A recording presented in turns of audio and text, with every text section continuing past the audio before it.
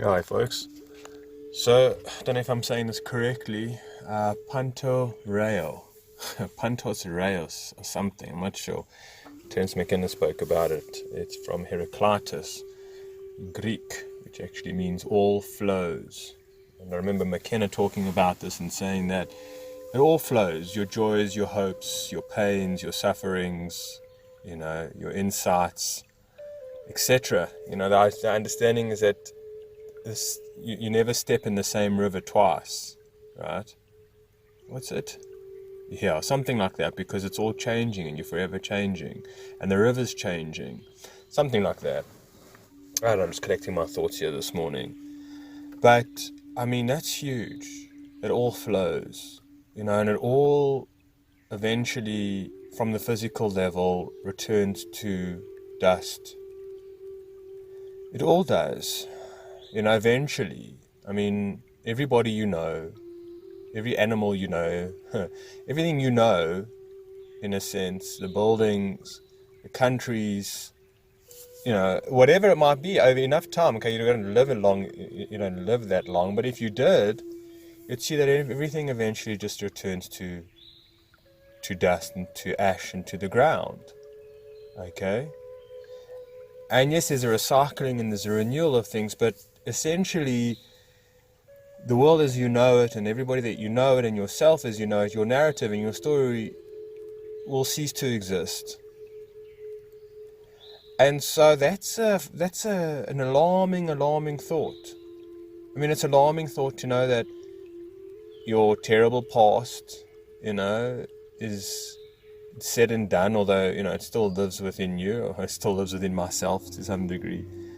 There's memory, but eventually the memory does fade to certain degrees, and the experiences of what it felt like to be in that moment, when you recall it from a memory, or you can't really recall, right? It's very hard to remember the excitement that you might have felt, or the pain that you might have felt, or the suffering, or the loneliness, or the anxiety, or the depression. I mean, you can get ideas about it, and inclinations and feelings, but again, it's not like you were when you were in the raw moment, okay? And I feel for myself that anxiety feels different for me every time, right? Like, what I'm saying is that, like, with a headache, I know that I've had this type of headache. I know this type of pain, or this type of discomfort. Like, it's familiar to me, you know. But anxiety, in a way, is not the same for myself. It often feels very, very new, right? And like I haven't felt this before, right? It feels very foreign to a certain degree. It's like, I know that it's anxiety, but it doesn't feel like general anxiety. Anxiety for me doesn't generally, doesn't have a general feel, I would say, right? And grief also doesn't have a general feel. It's not, you never grieve the same. You never feel, you don't know, what I mean? If you're going to go to a funeral, you don't know how it's going to affect you. You don't know what emotional state that you're in. You don't know also how you're, seeing somebody's going to an old friend or something like that, or a family member you haven't seen for, or a loved one or something like that. Like, everything arises in the moment. You can't say, oh, well, like 5 years, I didn't see my lover for, let's say, five weeks about 2 years ago, and I remember when I saw them how I felt.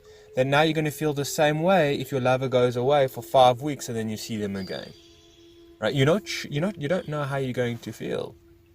It's just, it's all within the moment. It's all spontaneous. All arises within the moment. You can't calculate. You can't estimate. You can't assume, right? A lot of things. It just happens in the moment. Okay, like, you might have taken psychedelics so many times, but there'll be time you'll take it again, and it'll be like, this will be a whole new experience for you that you've never had before. So it's like, I mean, even like seasons, winter. It's like, winter is coming. You anticipate. You know what it was like last year, but it feels different. It's like, it couldn't have been this cold last year when it was that cold, or with the heat of summer. It couldn't have been this hot and it was that hot, or something or other. but you don't remember a lot of the time. You don't, or not that you don't remember again, but again, the experience is so fresh and new. Everything is refreshed within the moment. It's unbelievable. I mean, again, we know that our cells regenerate or something like that, and I think the whole body except for the iris, or except for the, what do you call it in the woman, the eggs. Apparently, I don't know, but majority, enough of the body, on a cellular level, is refreshed, in a sense. Okay, and so everything flows. Everything changes and everything is really fresh in the moment. Although it's amazing that in the humdrum world that we live in, it just seems that there's nothing new under the sun, right? Which is absolute bullshit in my opinion. Okay? But also in the world that we live in, again, we are so anchored in, we are so compressed into, we are so attached to this physical realm as the be-all and end-all, and on the superficial level of things.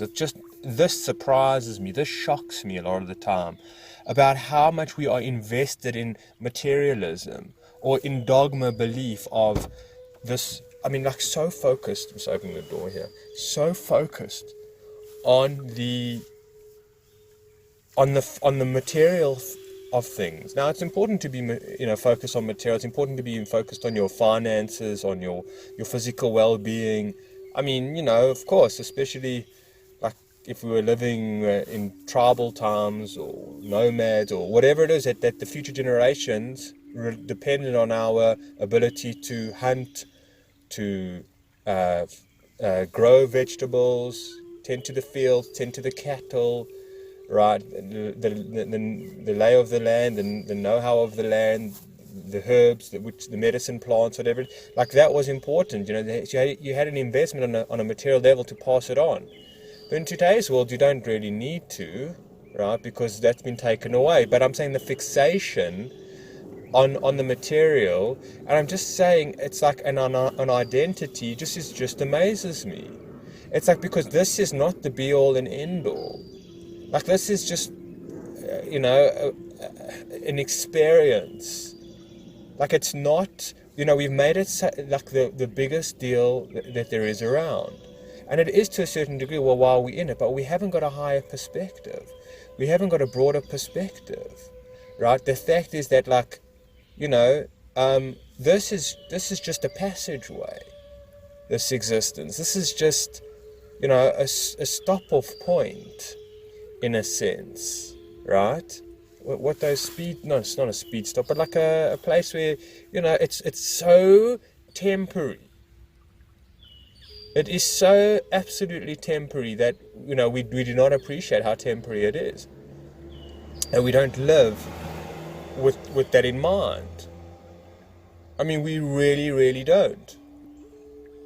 So how can we really value it when we don't appreciate how temporary it is? And how this is just a passing through, right? This is just, I said a means to an ends before, but I don't mean it in that, like, a tongue-in-cheek way. I don't mean it, I'm saying that it counts, it absolutely counts. There's no question heaven forbid, I'm not saying it doesn't count, otherwise it wouldn't exist.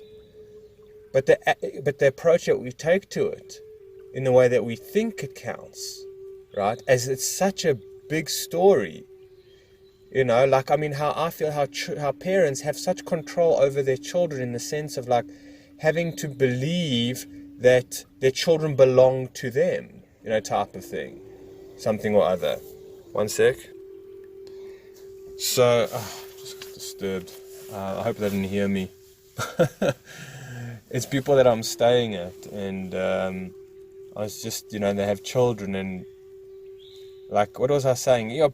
Parents feel that children belong to them, or, like, people feel that they own animals, right? Like, we feel that we own each other's souls, in a sense, or spirits. Like, we don't really, it's hard to put into words, but it's like, this is my dog. People have an attachment.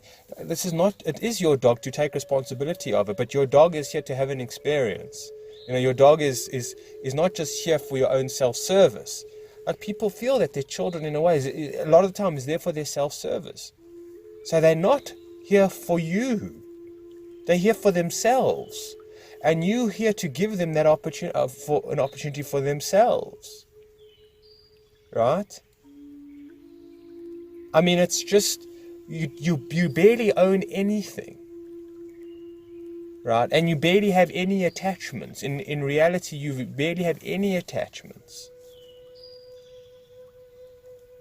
But we have this dominance. We think that, we've selected out certain countries or certain towns, and government said, I claim this as, let's say, South Africa or United States of America or something like that. We've claimed the land, and we say it's ours. It's not ours. You can't own it. Just because I'm saying you don't live long enough, you can't govern it. It's nature. You have no control over it. It'll do what it wants to do, and when nature's fed up with you, it'll just take you out. Whether it creates a virus or something like that, earthquakes, tornadoes, whatever it might be, or just novelty, just the built-in principles of physics of the world. So you think you own something is absolutely, you own a piece of land, or you own cattle. You don't own the cattle. I'm saying you don't own cows or something like that. You don't own sheep. You don't, and so we just don't realize how, how invested we are, I'm saying, and how attached we are and how identified we are. I'm not saying one shouldn't have cattle. I'm not saying one shouldn't have horses or farms or chickens or something like that.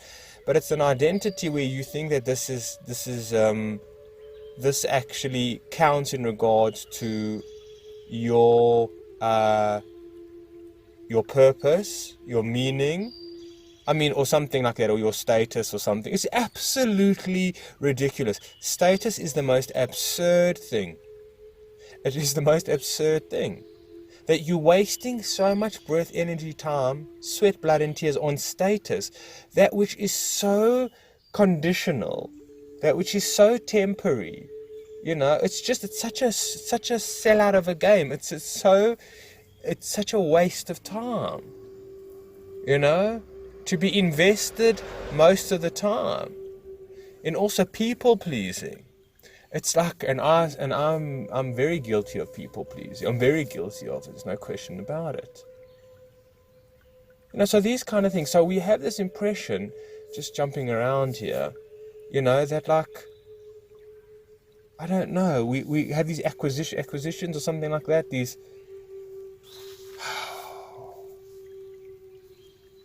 We think we have so much more control than we have, and we're foolish. We don't realize it.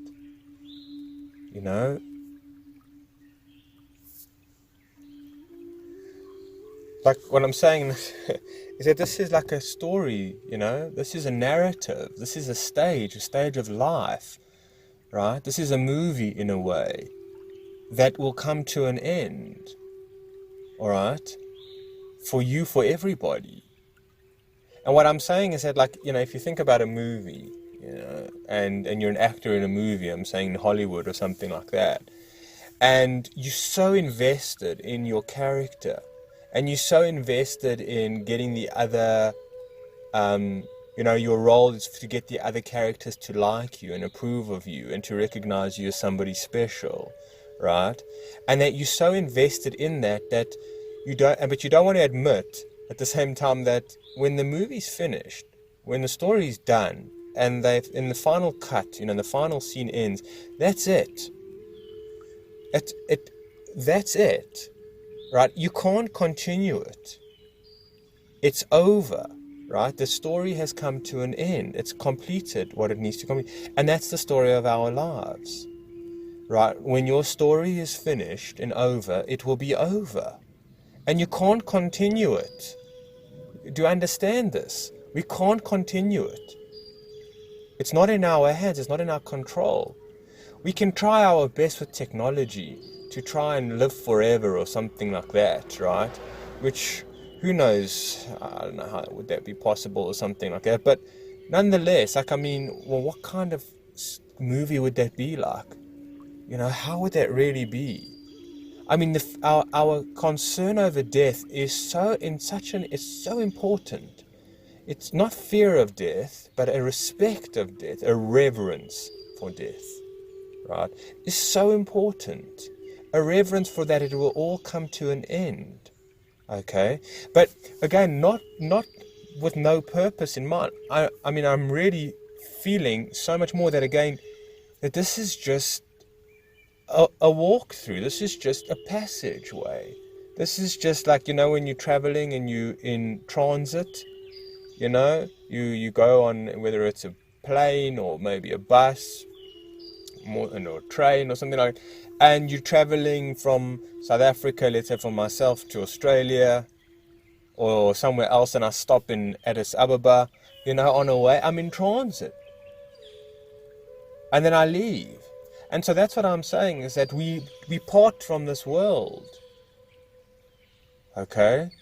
And because this is just, again, a means to an end. This is for soul evolution, in a way. Not just for your own soul evolution, but for the soul evolutions of others. Okay? But that's why, I feel we should have such a reverence for life and see and have our priorities straight.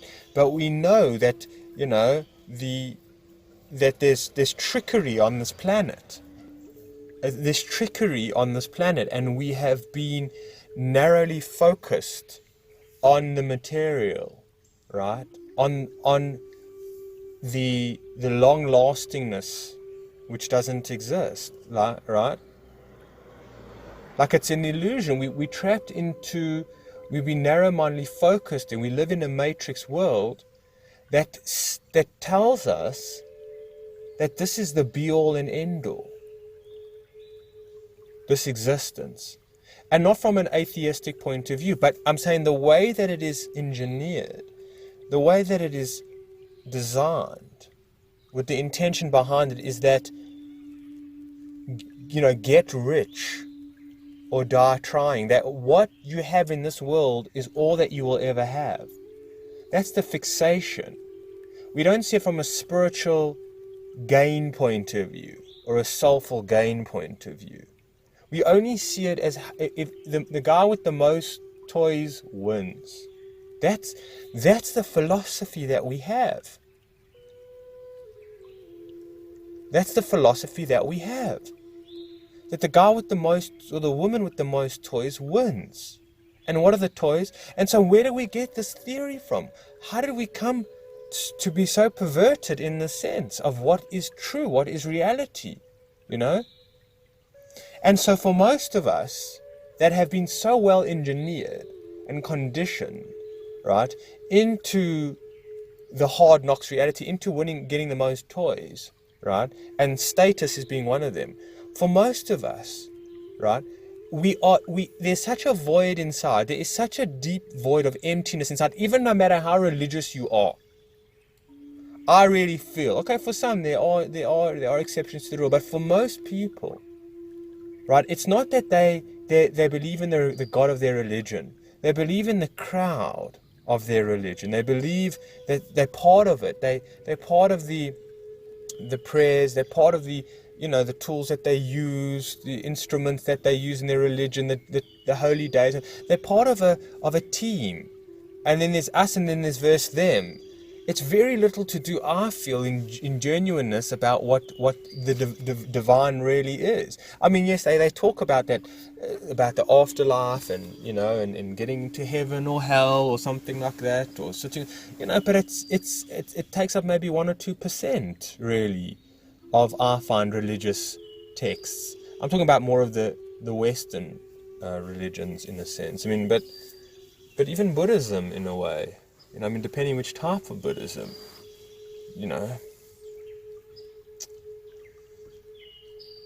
But yeah, so, and even Hinduism, what it's come down to, look, it's Christmas Eve today.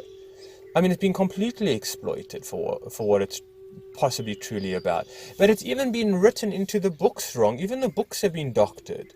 I mean, for crying out loud. And so what I'm saying is that the void that they have inside of them, right? The anxiety that they have inside of them, I'm saying in the general masses, the people that are, trying to get the most toys, right? And they, of middle aged, okay, they're not in their teens anymore, so that they're developed into an age in the time in their life, a certain age where they need to be, have to be more responsible. They've made more decisions in their own life. They haven't been living, dependent on other people in a sense. They've made more decisions, and so for them, it's an absolute nightmare. It's an absolute,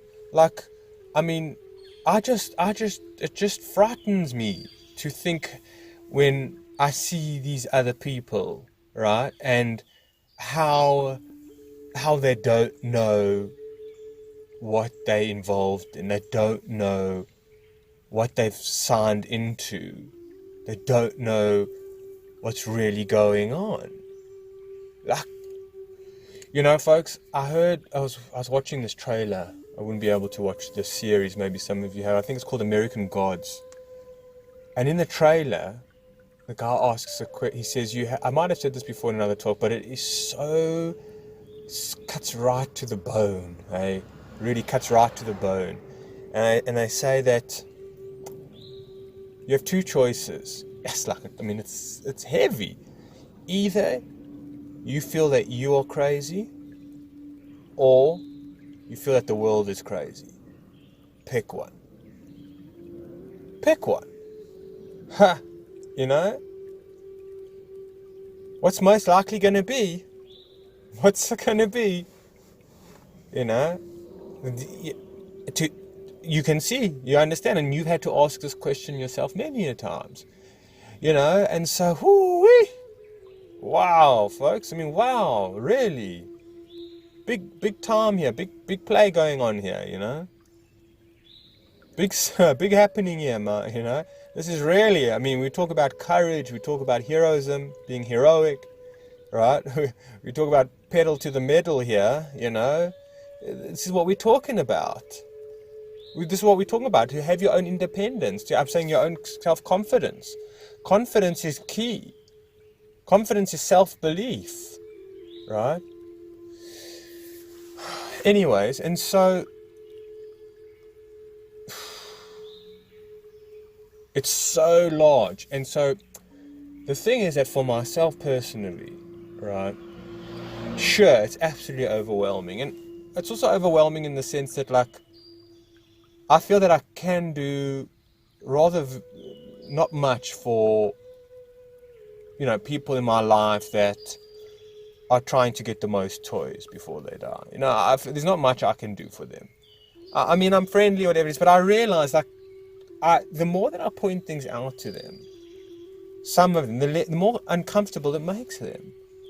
And I feel sorry for them in a way. So I try and be sensitive to, because I can understand, the world that they're living in. But let me put it this way as well. Okay, so I'm only talking about, now that I think about it, but there are people in my life that if I had to tell them, firstly, they wouldn't understand what I was saying, right? They wouldn't understand what I was saying. If I said to them, you're so invested in the material, in the physical and the superficial things, that in yourself you're absolutely empty, and you don't realize that there is, this is just a means to an end, that the movie script ends, right?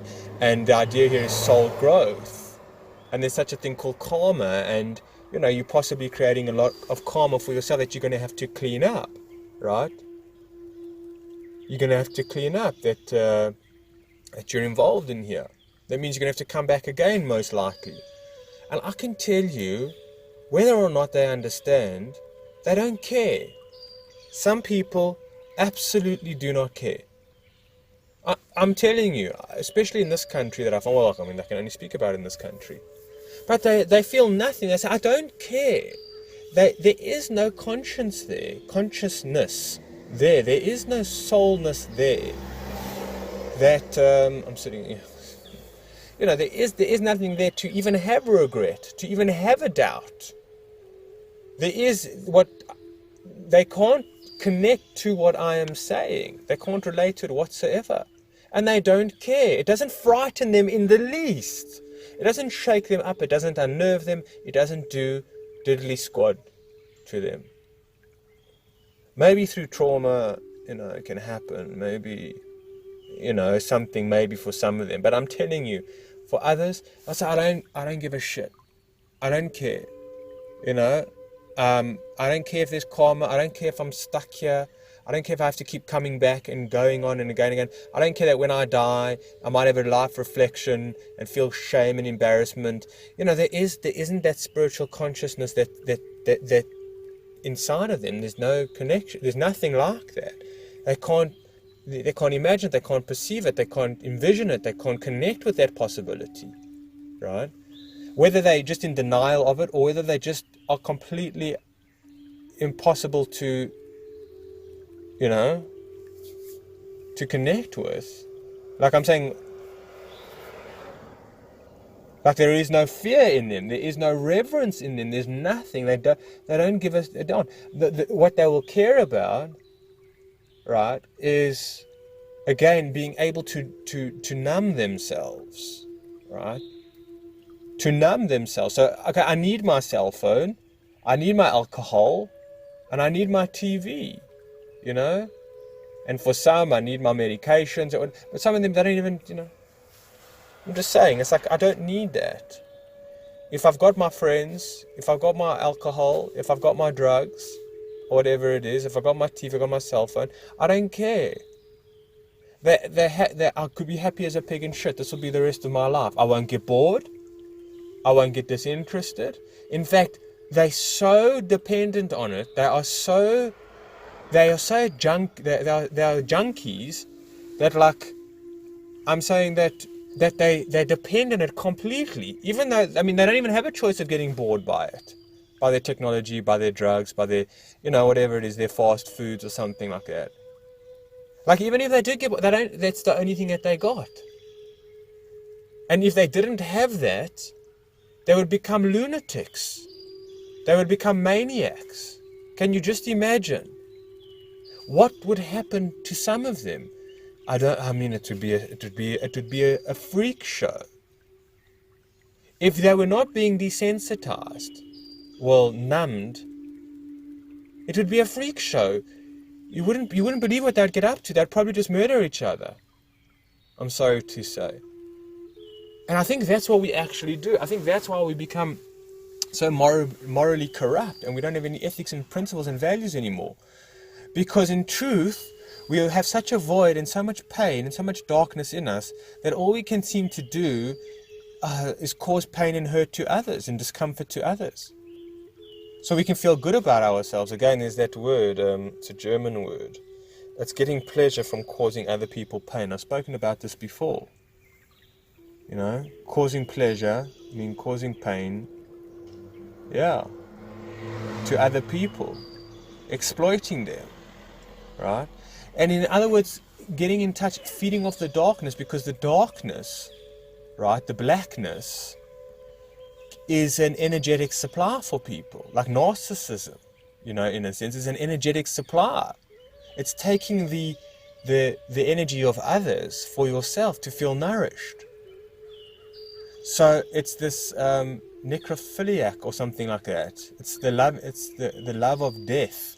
So that's why, we feel enjoyment. Why do people hurt animals? Why do they abuse them? Why do they torture them? Right? Why do we destroy the planet? Why do we hurt one another? Because that's the empowerment that we feel. That's the enjoyment that we get. That's why we enjoy watching other people getting their head blown off on television or getting their testicles, blowtorched or something like that. We like to see that. We like to play these games, where you're just shooting people non-stop, throwing a grenade down a landmark or something like a hole and there's people and possibly children. You just, and that's what we enjoy. We enjoy, like Gladiator, we enjoy watching the gladiators pulverize each other's skulls in.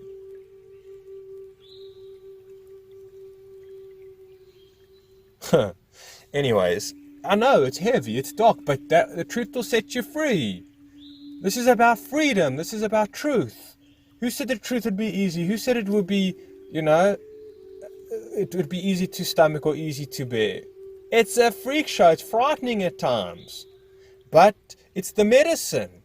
What do you think? Medicine is not bitter? Medicine comes... this is the world that we live in. That we think that it's so... We so we just want it easy. We're just so privileged. We just want it so easy. Let me take a few pills and it will sort me out. And bing, bada, boom, and good, brilliant. And I'm sorted, whatever it is. No, it doesn't happen that way. It will gut you. It will wrench you out. It will, but it will set you free. You got to pay the price. There's a sacrifice involved here in knowing the truth. There's a sacrifice involved in knowing the truth. You put your little dreams aside. Put your little, wishful thinking, childish thinking, whatever it is. Again, the people say unicorns and rainbows and butterflies and all that. It's true. You get down into the snake pit. You get in where the dragons lay, right? You get into the underground, the underworld, the belly of the beast, so you can come out purified. But it's a hell of a ride. It's a hell of a ride. And so that's what's being asked, especially in the times that we live in. We're being given the opportunity, and this is where I want to end off on, is that ultimately we're not alone. How could we be put in this situation, how extreme it is, and expect to do it without intuition, without unforeseen forces, guiding, assisting, listening, aiding, nurturing, taking care, around the clock, unconditionally, around the clock, divine timing, synchronicity, whatever it may be. It's like your Google Maps, in a sense, and it will take you where you need to go. Otherwise, you're lost. But you never lose signal. It doesn't change. It's not temperamental. I'm saying it's always there. It's always listening. It's always guiding. It's always aiding. It's always loving. And to a degree that you can't put your connotations of the God that you were brought up with from your religion. You know what I mean by the connotations, or the same attributes of the religion that the impressions that you have. You can't. It's too small. It's too pathetic. It's too minuscule. You can't do that. Right? You need to be in touch with the heart space and the imagination and the possibility, right, of divinity and how big it is. You really, it's imperative to do, and that's a practice that you're doing. And you've got to understand what unconditional love is about. You've got to understand what the support is about and the guidance is about. Right? And you've got to understand that, sure, I had a conversation with my friend Anto. I don't know if I have yet uploaded it, but we're talking about that. Some of us might feel that God is a busy guy. Doesn't have all the time. You can check in on him. You got 5 minutes. That's how it was with my father. It was like, Dad, can I talk to you? You got 5 minutes, go. Then my dad's a very busy man. He's got a lot of things to do. So God, you must he's got a lot to do. He's taking care of many dimensions, many prayers, many and you think to yourself, well, who the hell am I? I'm just a speck. I'll turn to dust. I'll return to ash. Whatever it is. What do you care? So you don't really understand. No, you gotta It's you, how important you are. You know, how important you are and how much you actually count. Very, very important. Self-value, self-love, self-confidence. The knowingness of who you are, where you come from, and where you will return to. And that's why on this planet the stakes have to be so high. The stakes have to be so high. And they're higher than we ever thought we could have imagined them to be. But that's okay. That's okay. Because you got massive support. You know, you really do. So get in touch with the love. You know? And get in touch with that which is truly eternal. Which is soul and spirit. You know, and goodness. Goodness is eternal. Alright folks, wishing you well, and thank you for taking the time. Take care.